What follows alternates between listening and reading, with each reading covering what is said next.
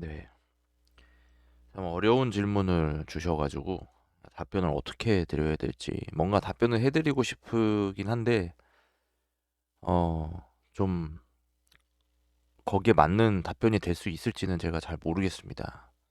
그냥 제 기준에 의해서 제 생각대로 말씀을 드리도록 할게요. 질문을 주셨는데 일단 쉬운 거부터 알려드리겠습니다. 우리 멘티님께서 멘티님 한 분이 질문을 주셔갖고 거기에 대한 이제 답변을 드리면은 일단 과제물에 대한 질문을 어떻게 하느냐, 교수님한테 메일을 보내거나 게시글을 어떻게 써야 되느냐, 그거를 물어보셨잖아요. 뭐 방법은 간단합니다. 여기 이제 홈페이지에 들어와 있는데 맞춤 정보를 누르면 학습하기가 있잖아요. 들어가서 해당 과목 내가 모르겠는 거, 뭐 과제 문제에 대해서 궁금한 거나 모르는 게 있는 경우에 주로 과목 상담이 있습니다. 여기 이렇게 아래로 누르면 과목 상담이 나와요.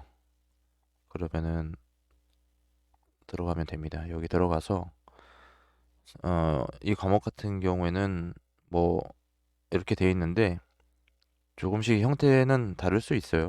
근데 대부분 어떤 뭐 컨택을 하기에는 뭐 다양한 루트가 있는 거니까 확인해 보시면 되는 거고, 여기 주로 이 교수님 같은 경우에는 상담 게시판을 많이 이용하는 것 같더라고요. 상담 게시판에 들어가면은 이렇게 뭐 중간 평가 작성 문의, 뭐 오늘도 이렇게 질문을 하고 있습니다. 그죠? 좀 어려운 것 같아요. 이렇게 과제물 작성 전 궁금한 사항이 생겨 질문 드립니다. 이렇게 하잖아요. 그러면 이 교수님 같은 경우에는 뭐 어제 거 같은 경우에는 바로바로 이렇게 답변을 주시네요. 이런 거를 이제 활용을 하면 되겠고, 또 이 교수님과 다르게 뭐 이런 게시판을 잘 안 보시는 그런 경우도 좀 있는 것 같아요. 그러면 교수 소개나 이런 데 들어가면 이메일 주소가 있습니다.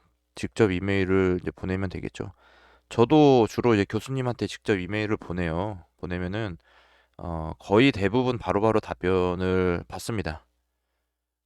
그래도 메일이 뭐 오지 않는다. 그러면 저 같은 경우에는 학과 학과 사무실을 이용합니다. 여기 보면은 어, 미디어 영상학과잖아요. 여기 보면은 사회과학대학의 미디어 영상학과. 그러면 여기 전화 있어요. 전화번호 눌러가지고 그러면 조교가 받거든요. 그럼 조교가 모른다고 해요. 그러면은 그래요? 그럼 뭐 모르면 되는 거냐? 이렇게 이제 반문을 해가지고 메모를 해가지고 교수님한테 물어봐 달라고 그렇게 요청을 하세요. 그러면은 보통 조교들이 교수한테 확인을 해가지고 답변을 거의 줍니다. 이렇게 뭐 홈페이지를 이용하는 거, 홈페이지 주로 우리가 학교 생활하는 데 있어서 이 방송대 홈페이지를 적극적으로 이용할 수밖에 없어요. 뭐 직접 오프라인 수업 같은 경우에는 뭐 실제로 학교에 가는 거 같은 경우에는 뭐 교수 연구실을 찾아간다거나 뭐 다른 학생들한테 듣는다거나 뭐 그런 여러 가지 방법이 있겠지만 우리는 우리 나름대로의 또 이제 홈페이지를 이용해 가지고 하는 방법을 하는 게 가장 효과적이고 또 시간을 절약하는 방법이에요. 이렇게 하고요. 그리고 또 이제 과제물 표지는 어디서 받느냐? 이렇게 질문을 주셨는데 이것도 학교 홈페이지에 있습니다. 여기 메인 홈페이지에 들어가면 여기에 학생 서식이라고 있어요. 학생 서식 들어가서 표지 및 기타 서식이 있습니다. 여기 들어가서 중간 과제잖아요.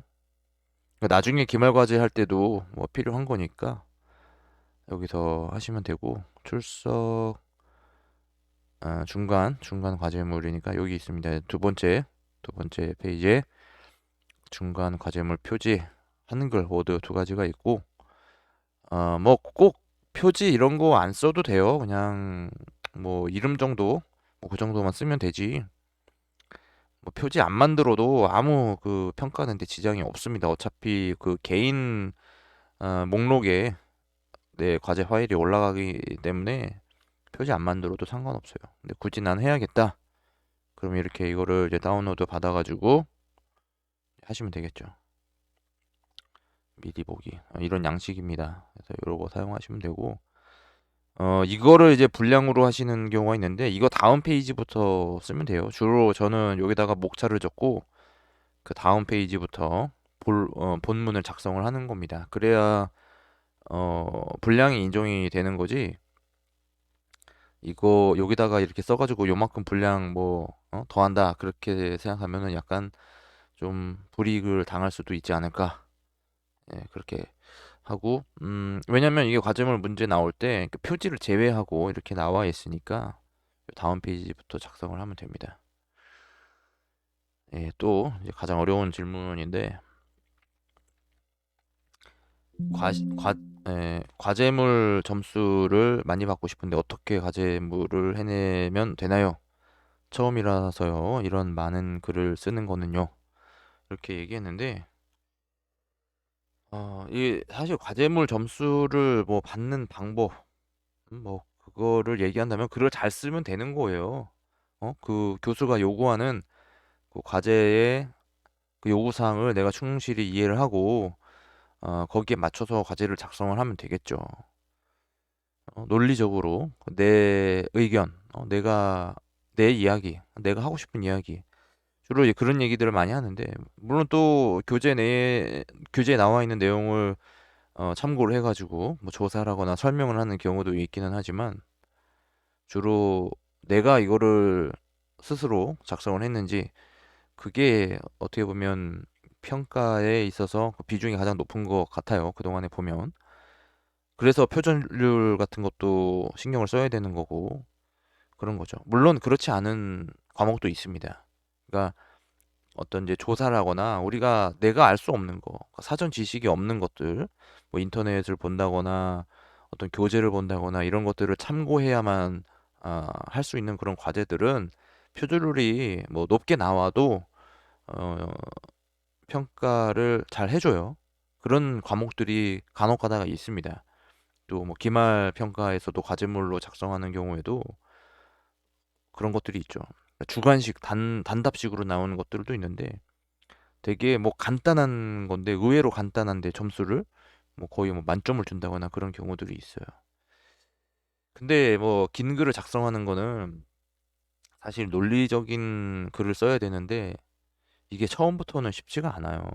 그래서 제가 뭐 좀 냉정하게, 아니 그냥 뭐 있는 사실을 이야기하는 겁니다. 근데 뭐 평가에 있어서는 평가자 마음이긴 하지만 제가 이야기하고 싶은 거는 글을 쓰는 그 연습을 많이 해야 되는 거죠. 글을 쓰는 연습이 많이 되지 않으면 좋은 글이 나오기가 어렵습니다.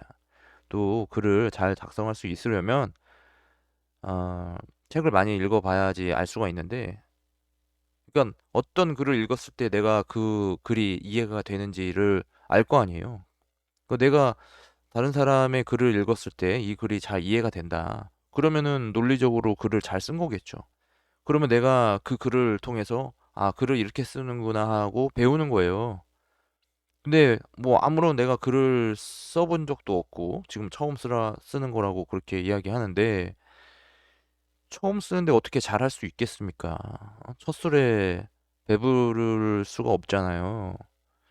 그런 거니까 그거를 받아들여야 되는 거예요. 인정해야 되는 거예요. 내가 내 소신껏 내가 내 나름대로 최선을 다해서 글을 쓰되 그 점수는 그 연연할 게 아니에요. 내가 어떤 점수를 받더라도 그거는 그 평가자가 어 이제 교수이고 많은 지식과 경험, 글을 쓰는 능력 이런 것들을 잘 갖추고 있는 사람이기 때문에 그 사람의 평가에 대해서 당연히 내가 받아들여야 되는 거예요. 그거를 거부한다면은 그 사람한테 배우지 않으면 돼요. 이거 학교 안 다니면 돼요. 사람이 이 평가하는 사람이 나름대로의 그 지식과 경험을 가지고 이 글에 대해서 평가를 하는 거기 때문에 또 자기가 요구했던 거 그것을 충실히 이행했는지 그것을 중점적으로 보고 또 스스로 작성을 했는지 표절 같은 것도 보고 그렇게 하는 거기 때문에 그냥 받아들이세요. 그냥 뭐 글을 아예 뭐 쓰지를 못한다. 그거는 좀 뭐 해결할 수 있는 방법이 없습니다. 그 어쨌든 과제는 본인이 작성하는 거고 과제를 제출하기 위해서 그거를 뭐 인터넷에 올라와 있는 글을 복사해서 그냥 제출을 하든 그거는 본인의 선택이에요. 본인의 선택인데 점수는 그냥 받아들여야 된다는 거예요. 내가 이렇게 쓰라고 해가지고 그 점수를 잘 받을 수 있는 것도 아니고 뭐 그런 거라는 거죠.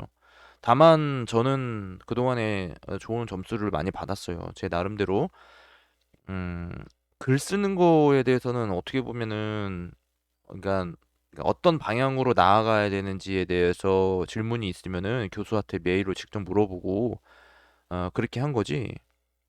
그러니까 글을 쓰는 방법에 대해서는 누구한테 물어보지는 않았습니다. 워낙에 어떻게 보면은 그동안에 장기적으로는 뭐 한 10년 이상부터 훈련이 되어 있었기 때문에 글 쓰는 걸 또 좋아하고 또 그런 거예요. 그런 거니까 좋아하게 되면 뭐 잘할 수 있는 것 같기도 하고 뭐 그렇습니다. 그걸 또 하다가 또 필요한 것들 뭐 언어 능력에 대해서도 좀 공부를 하고 그런 훈련을 좀 많이 했어요. 그동안에. 예전에 이게 뭐 자랑하고 싶지는 않은데 예전에 그 리트 시험, 그 법학 적성 시험이 있었는데 그것도 시험을 보려고 뭐 학원에도 다녀보고 또 책도 사가지고 빌려서 대출해가지고 그 책도 많이 읽어보고 했었고 여러 가지 그 언어 같은 거 언어에 대한 글들 그런 것도 많이 읽어보고 했었기 때문에 뭐 그런 것 같습니다. 그리고 이제 내 생각, 내가 어떤 생각을 하는지 그것에 대해서 체계적으로 이렇게 글을 써보는 거예요. 나름대로 내가 오늘 뭐 어떤 직장에서 어떤 사건이 있었다. 그것에 대해서 내 나름대로 한번 적어보는 거죠. 거기서 뭐 그게 일기 같은 거 그런 건데 이게 일기에는 뭐 반성이 들어가기도 하고 또 그렇거든요. 그래서 한번 이제 사고할 수 있는 능력 그런 것들을 계속 훈련하고 연습해야만이 좋은 글을 쓸 수가 있다. 그런 말씀 드립니다. 그래서 연습하고 자꾸 계속 써보는 수밖에 없다. 뭐 그런 거고, 그런 겁니다. 그렇게 한번 뭐 지금 뭐 연장이 됐다고 9일까지 토요일까지라고 과제 제출 기간이 연장이 됐다고 이야기를 하는데 뭐 직장 다니면서 하기가 힘들다고 얘기를 하는데요. 뭐 사실 시간을 잘 내면은 또 할 수 있는 게 또 이거예요. 뭐 저도 마찬가지고 뭐 다른 사람 많은 분들이 직장 생활 하면서 이거 방송대 하면서도 좋은 성적 받고 그렇게 하고 있기 때문에 뭐 누구든지 충분히 할 수 있다고 생각을 합니다. 미리 준비를 했었어야 되는데 제가 계속 공지를 했었었고 빨리 준비를 해야 된다. 시간이 별로 없다. 그래서 지금 과제 제출 기간부터 과제를 작성하는 게 아니라 제출 기간 이전에 이미 완성이 돼야 된다.